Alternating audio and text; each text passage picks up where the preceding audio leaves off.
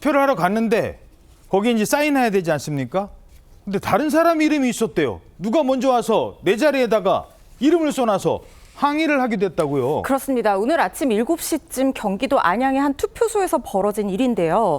30대 여성이 투표소를 찾아서 투표를 하려고 시도를 했는데 선거인 명부 수령인 란에 다른 사람이 먼저 서명이 되어 있는 사실을 확인을 한 겁니다. 그러니까 신분증을 보여주고 투표 용지를 수령하면서 저렇게 서명을 하게 되는데 서명하기도 전에 저렇게 한자로 박자가 세워져 있었다는 거예요. 그런데 이 여성은 박 씨가 아니었다는 겁니다.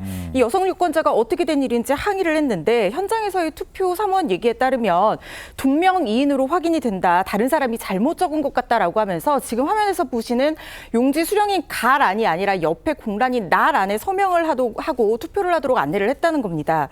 그런데 문제는요. 선관위가 동명이인의 당사자를 확인을 해봤더니 이미 그 유권자는 사전 투표를 한 사람으로 확인이 됐다는 겁니다. 그러니까 저 박자를 표시한 사람이 누구인지 지금은 오리무중인 상태라는 거예요.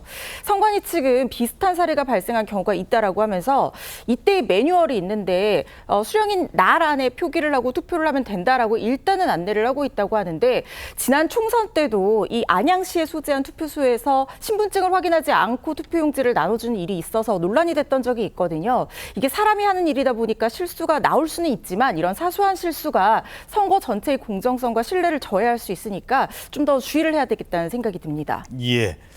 자, 그런가 하면 지난번에 사전투표 기간에 기표까지 된 용지가 나중에 회송용 봉투에서 발견됐다.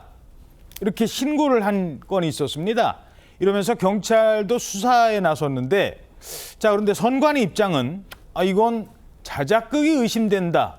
이런 입장을 내놨다고요? 네, 그렇습니다. 이게요. 사전투표 둘째 날 경기도 용인투표소에서 민주당 이재명 후보에게 기표된 용지가 회송용 봉투 안에서 발견됐다는 의혹이 제기되면서 경찰이 본격적인 조사에 착수를 했습니다. 국가수학과학수사대에 이 해당 기표 용지에 대한 DNA와 지문 분석을 의뢰한 상태인데요. 앞서 선관위는 20대 여성 투표자가 이미 기표한 투표 용지를 다른 사람에게 전달받은 자작극으로 보인다라면서 경찰에 수사를 의뢰했습니다. 선관위는 해당 투표자가 이 부정선거를 주장하는 일행과 함께 이 투표소를 찾았던 것으로 보인다고 밝히기도 했습니다. 예. 자, 선관위의 선거 관리 능력, 그동안 논란이 많았었습니다만 이번 선거는 어떻게 평가하십니까? 일단 이번 선거는 선관위가 신뢰를 회복할 수 있는 저런 기회였어요. 선관위 입장에서는 명예도 회복하고. 왜 그러냐 하면은 그전에 소쿠리 수표 이야기도 있었고 또 투표와는 좀 다른 이야기지만 자녀들 특혜 의혹도 있었지 않습니까? 거기다가 그 경과에 어떻게 됐든지 간에 윤석열 전 대통령이 이 계엄을 선포한 이유 중에 하나가 또 부정투표였어요. 진위 여부는 떠나서. 예. 그렇다면은 그것이 없다는 것을 이번에 선관위가 확실히 보여줬어야 돼요.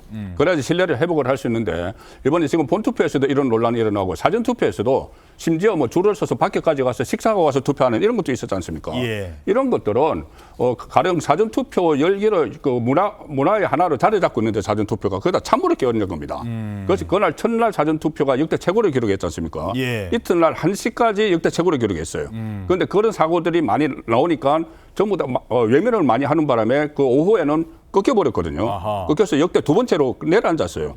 그러면 사전투표 문화에 참모를 끼얹은 것이 되고 또 이번에 이런 식으로 이번 대선도 사실상 윤석열 전 대통령의 파면에 의해서 치러지는데 윤석열 전 대통령 파면 이유 중에 하나가 또 부정선거잖아요. 어쨌든 간에.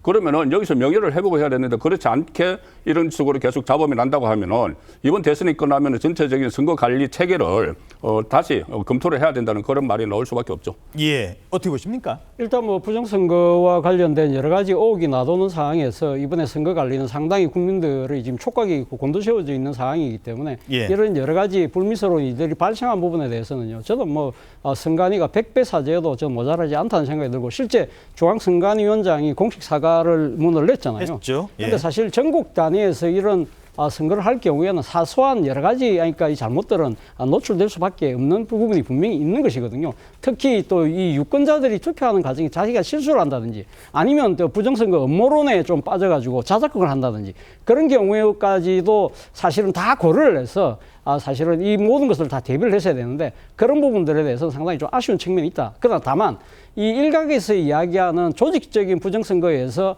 완전히 선거 결과를 뒤바꾸는 그런 뭐 이렇게 조직적이고 거대한 음모가 이렇게 작동되고 있는 그런 청약만 보이지 않기 때문에 이 부분에 대해서는 뭐 국민들은 안심하고 투표를 하셔도 되겠다는 말씀을 드리겠습니다. 예.